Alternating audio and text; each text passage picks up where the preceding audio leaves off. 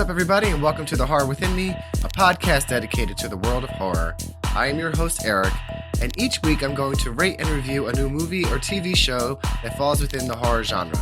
Now, this is a show for horror fans, hosted by a horror fan, who's just here to share my opinions and experiences with my fellow horror friends in hopes that you may gain something new to watch or not watch, and really just talk about all things related to this beautifully dark and spooky world that we call horror. So if this sounds like a show for you, stick around, we're going to have a lot of fun. So let's get started.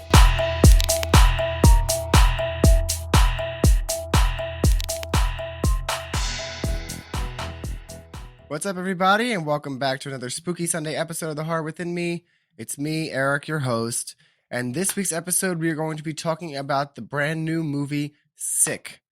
You heard right, Sick, S-I-K-E, which was released on January 13th, 2023 on Peacock.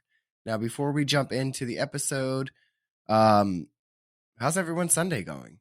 Mine's going interesting. I got this new Ghostface hat, this new Stab shirt, which is hard to see, but went shopping with my husband to a bunch of different stores, just got back home, and I am ready to sit and talk to you about this movie that I watched when it was released on Friday the 13th, which was a couple weeks ago, not too far away.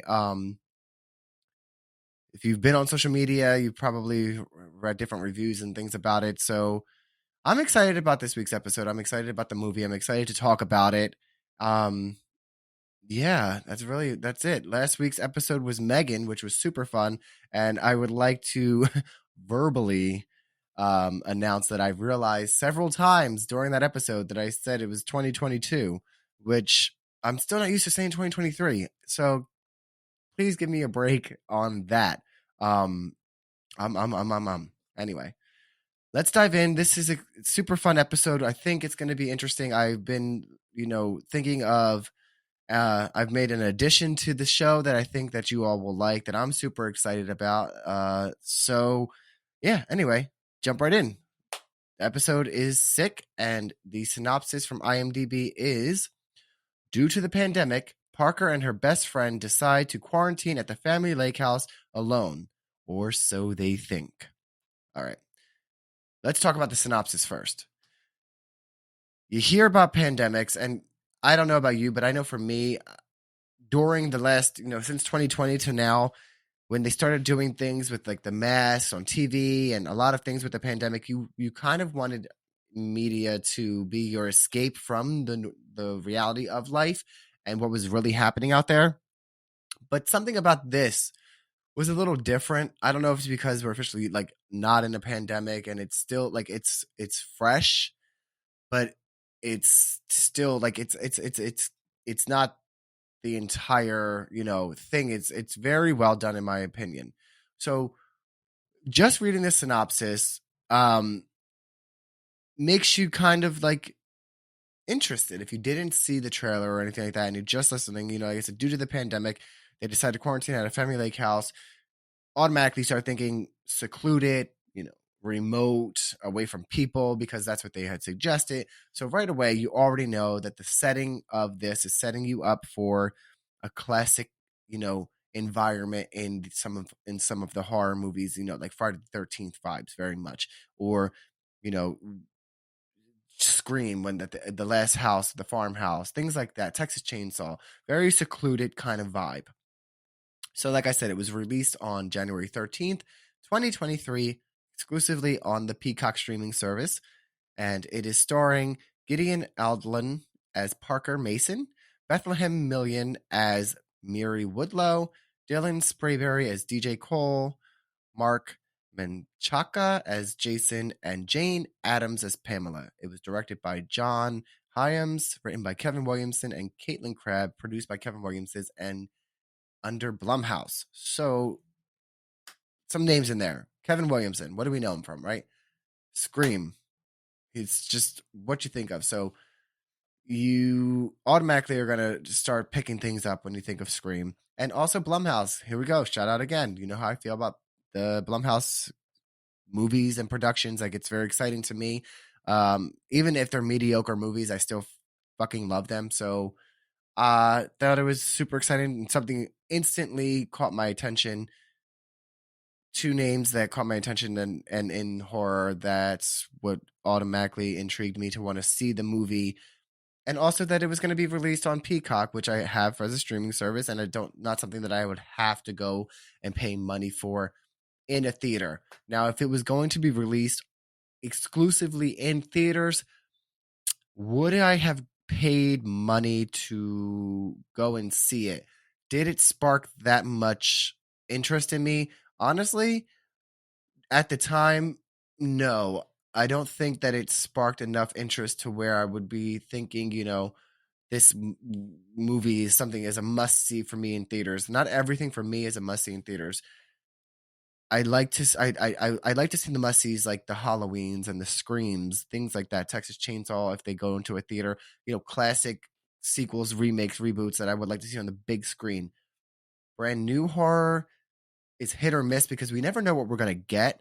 So to to pay money to go see it in a theater and then be disappointed, it's not cheap. Sometimes you can get like a Sunday matinee ticket for $9, but you still get. I don't know about anybody else, but I want popcorn, I want pretzel bites, I want soda, I want it all. See, I'm spending a decent amount of money, so I don't think I would have paid money to go see this. And also, things are not in theaters as long as they used to. Like already, Megan is already streaming video on demand. Like you can rent it or buy it now. So yeah, maybe it's like I don't know what the price is because I haven't looked it up, but like $20. Okay, you spend $20 to or $14.99 to rent it, as opposed to what you would spend in gas, tickets, and snacks at the grocery store, and watching it at home. If you're unsure if you're gonna see if it's something that's not giving you 100%, like Die Hard, I need to see this in the theater. Maybe hold off and not go to the theater. Anyway, the IMDb rating for Sick is a 6.1 out of 10 and an 87% on Rotten Tomatoes. So we're kind of getting somewhere.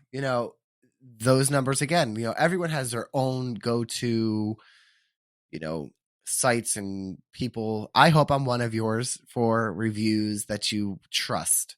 And I like to just read them because they're two big names. I'm moving my mouse down because I got to go to my notes. Big names within the, movie industry or whatever. But 6.1 out of 10 is not a bad, especially for horror movies. So many horror movies that you see, they come out and then they have these ratings of like 3 or 4s. And like, even when I'm looking through the thousands of streaming services that I have on a movie to watch, sometimes I get so lost I don't know what to watch or what I'm looking for, and it's so many options. But I do look like I think it's maybe Hulu or Prime. Some of them they tell you what the ratings are next to it, and then it's like so I'll read a rating, and then I'll go and like Google it, and I spend way too much time like really investing in some movies trying to figure out if I like it. So anyway, IMDb and Rotten Tomatoes give pretty good ratings.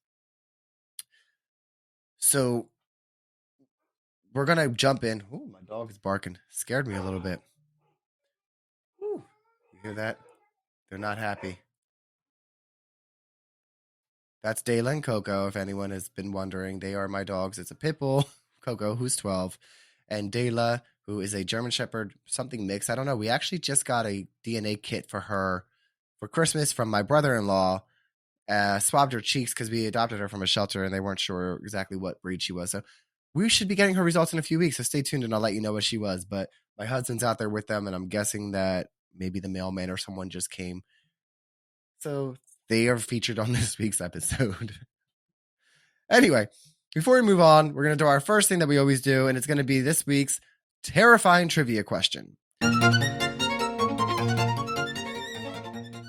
So I thought it would be fun to do this week's terrifying trivia question in relation to the writer of the movie. So here's the question. Aside from Scream, Kevin Williamson was co-executive producer on what other famous horror movie? I will repeat the question. Aside from Scream, Kevin Williamson was co-executive producer on what other famous horror movie? Stick around to the end of this episode for me to give you the answer.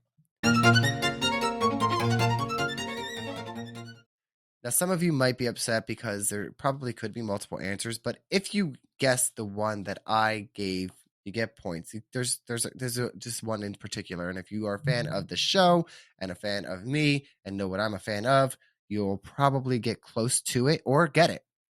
But anyway, reading the IMDb rating of 6.1 out of 10 and how I do like reviews had me thinking of something to add to this show that I think you guys would really enjoy and something that I enjoy doing. So I want to share with all of you. So what we will be incorporating in the show when we do movie reviews now will be what I like to call best and worst reviews on IMDb, because why the hell not?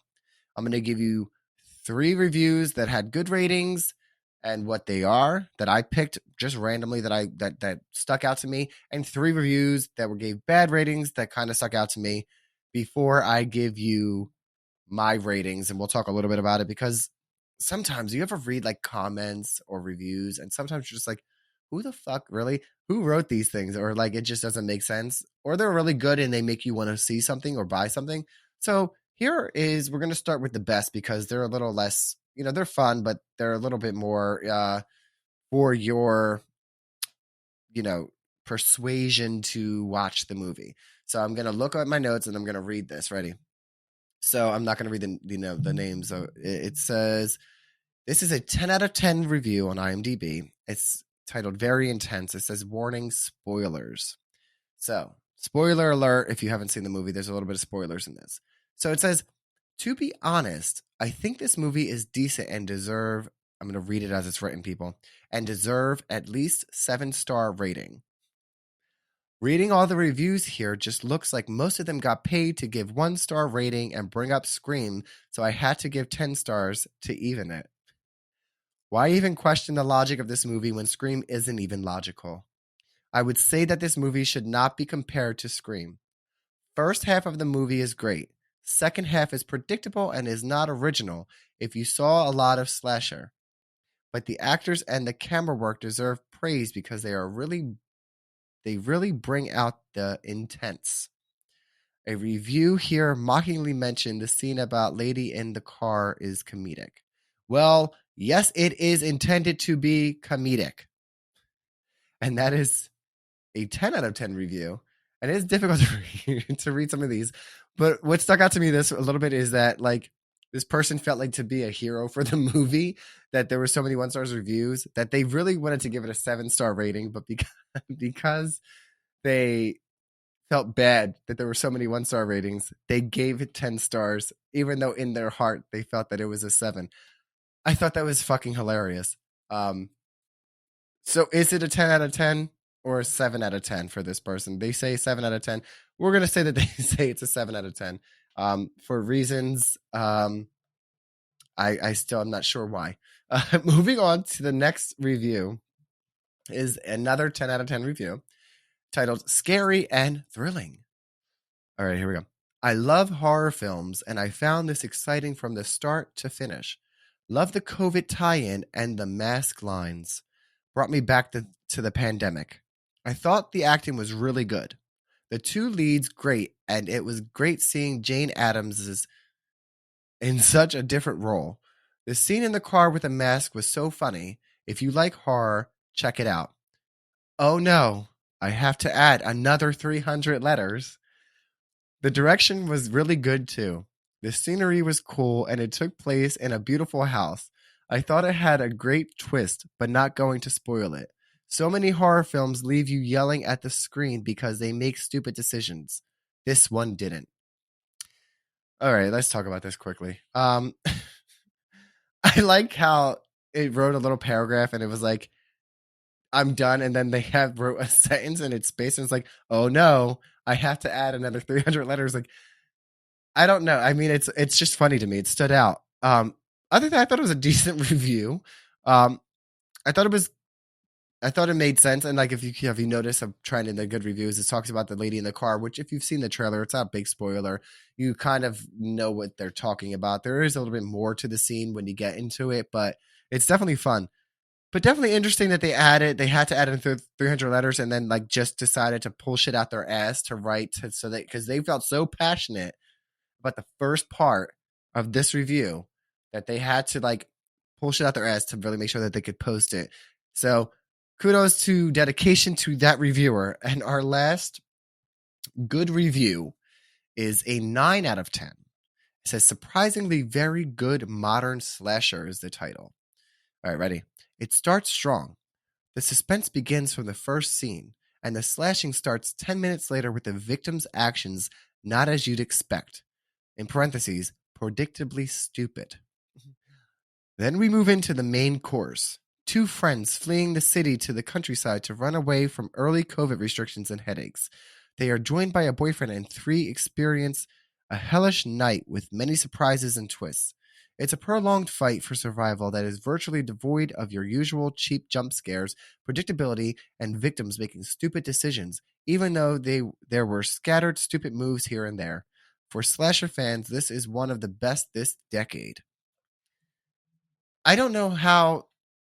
I mean, it's a 9 out of 10, but I feel like reading the review, it gave me 6 out of 10 vibes.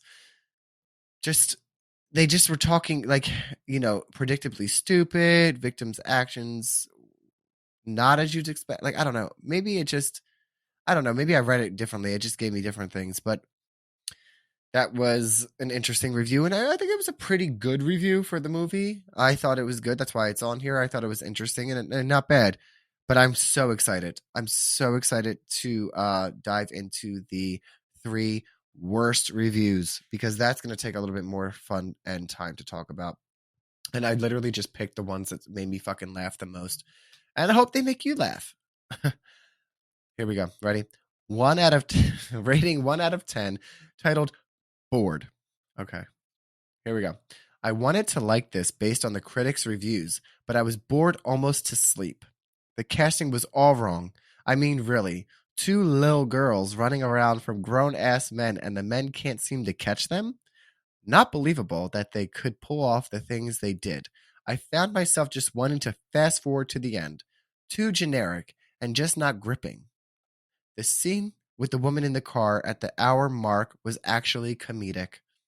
If you're a fan of true horror films and not jump scare, Scream, or I Know What You Did every summer and on into winter, like Mess, this movie isn't for you.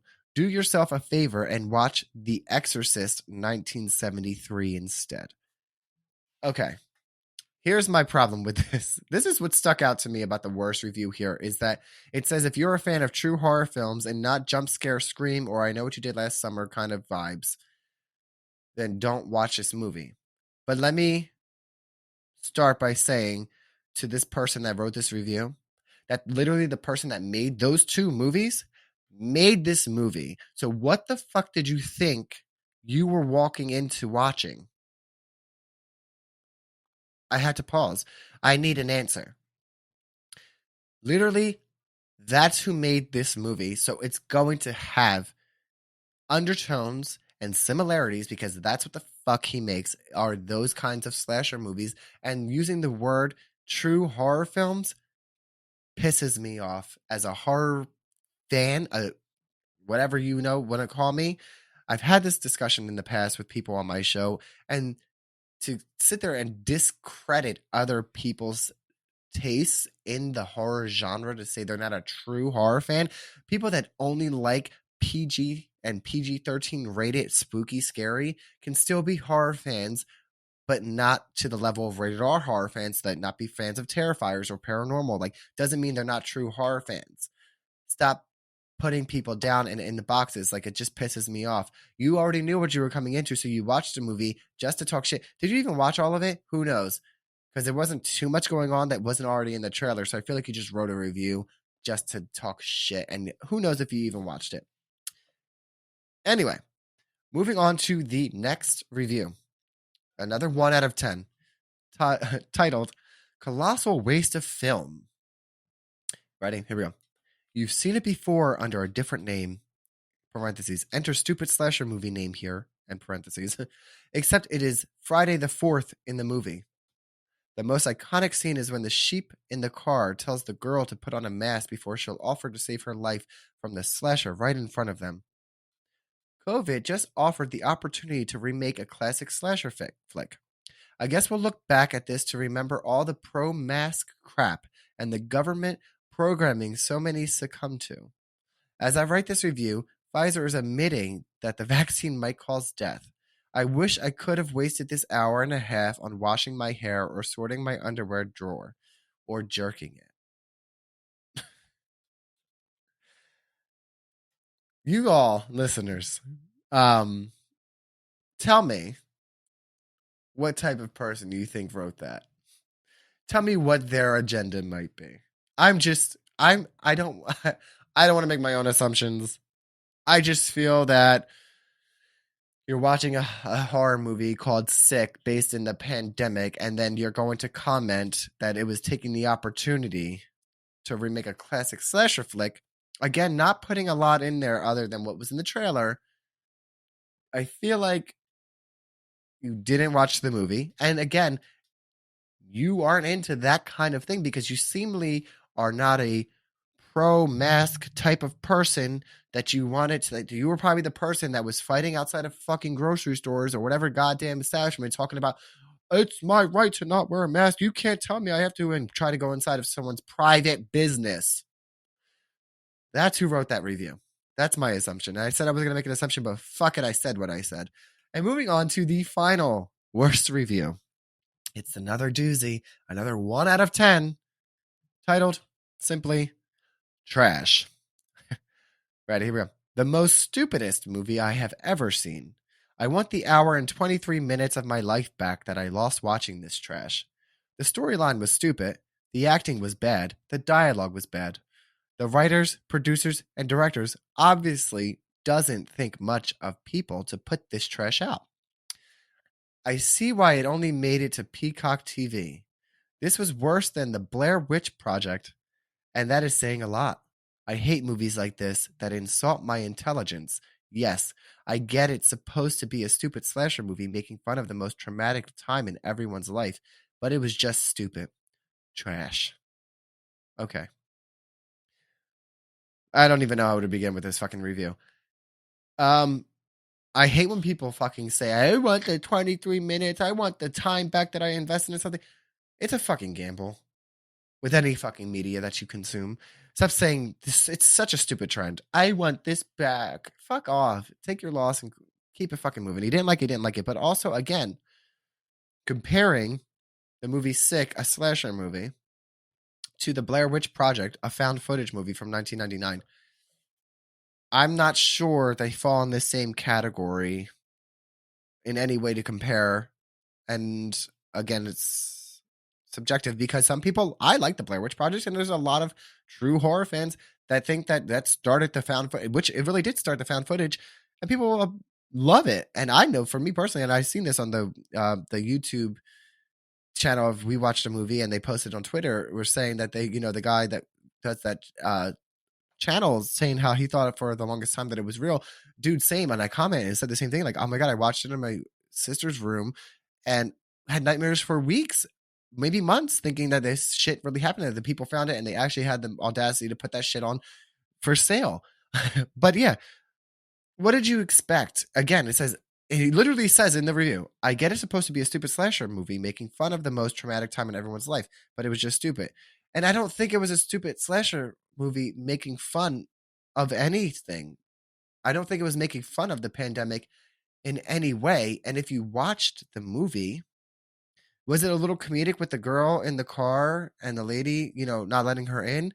It might be funny and it could be considered comedic, but also the movie's set in April of 2020. Shit, the world shut down in like March of 2020, right? A girl's trying to get in your car who's unmasked with a virus that was literally killing people in waves, and the hospital had morgue trucks outside and people were dying alone. People were not letting people near them. I don't think that it was making fun of it. It was painting a very realistic picture. But again, movies like this that insult my intelligence, but it's a slasher movie. It's not supposed to be super intelligent. It's not fucking Hereditary or whatever elevated horror that you're trying to watch. It is what it is. Anyway, that completes this part of the podcast with the top 3 best and worst reviews from IMDb on this movie. If you like this addition to the show. I will be doing it on every movie review or TV show review moving forward. And then, as always, let me know in the comments if it's something you enjoy. And if you have your own review of the movie, let me know. So now that the other people's reviews are over, we are going to move on to my reviews. First thing, favorite thing from the movie for me are the chase scenes. Love them, love them, love them. I don't know, at some point in horror, in the new millennium, horror gave up chase scenes. I don't know why. It's not the same. I want like Laurie Strode banging on doors. I want the Sidney Prescott falling out the windows of Stu's house, running through the fucking fields. I want iconic chase scenes, and they gave them up for like, even like thinking about like in Halloween Ends, there was no chase scenes. There was no chase scenes in a lot of Halloweens. There was a little bit, but not the way they used to be. And this movie brought back fucking great chase scenes. Like I was scared and not like terrified, but that feeling of being, watching someone being chased in horror movies. There's just something about it, and that's my favorite thing from this movie is how they brought that back. So take notes, people. We want in slasher movies, we want the iconic chase scenes, and in history for me, the most iconic chase scene in a horror movie is from I Know What You Did Last Summer with Helen Shivers, and not just because it's my favorite person in the world, Sarah Michelle Gellar, but it was just such a great chase scene with such a terrible end to it. But we've been there, done that. What I didn't like the most about the movie, I'm gonna just say this without giving a lot of spoilers, are the plot holes. There are some plot holes that just don't make sense to me. Again, it didn't deter me from the movie. It just things that were going through my mind that just didn't make sense. I'm not going to go as far as the person's review says it insulted my intelligence. It didn't insult my intelligence. I feel like that they didn't realize there were going to be plot holes, and there were some plot holes. So for me personally, I didn't. That was what I didn't like the most about the movie. If I had to pick one thing from it, it would be the plot holes. So my rating and my rating system for this movie, we're going to do, obviously, COVID face mask. I should have recorded this whole episode in a face mask just to piss off the people that are like anti-mask. But then it would have been probably muffled and hard to hear. But anyway, for me, I give the movie a 7 out of 10 face masks. And I wrote my own little final review that we're going to read together. Ready? Here we go. Final review. Sick brings the slasher movie into the pandemic, literally. The beginning of the movie quickly reminds us how far we have come since 2020 and that not even a global pandemic stops psycho killers. The movie does have the feel of Scream, but that's about it. While it doesn't provide us with a horror movie that reinvents the genre, it provides a fun watch. And that is my review on the brand new 2023 film, Sick. And before we end this week's episode, we need to go back and answer terrifying trivia. Okay, so let me go back up to where I was. I got to scroll back up on my little notes here. All right. I'm going to repeat the question before I answer. Again, this week's terrifying trivia question was, aside from Scream, Kevin Williamson was co-executive producer on what other famous horror movie? And the answer is Halloween H2O. Did you get it right? Did you answer? Like I said, I gave you a little hint. I'm a diehard Halloween fan. And that's kind of what my hint was, is that if you're a fan of the show and you listen to me and you know what my fandom it relies in, you would have kind of put two and two together. And if you've watched the entire franchise of the Halloween films, Halloween H2O even has like the chase scene with Laurie and the two kids when they're running out of the school has the same chase music that was in like Scream and Scream 2 or something like that. And it did have a little bit more of the fun vibes that Scream had inside of a Halloween kind of feel movie. So now that you know that, if you didn't know that, watch Halloween H2O again, and then you'll probably be able to spot Kevin Williamson's presence in the film. But that is it for this week's episode of The Horror Within Me. Everyone, thanks again for joining me. So that is it. Have a great weekend, and I will see you all next week. Bye. Thanks again for joining me on this week's episode of The Horror Within Me. If you enjoyed this episode, please rate and review wherever you listen to your podcast. And for even more Horror Within Me content, visit my link tree at linktr.ee/horror within me for links to the website, my Patreon, and all of my social channels to stay up to date on all the spooky stuff that we're doing. So be safe, and until next time, stay spooky.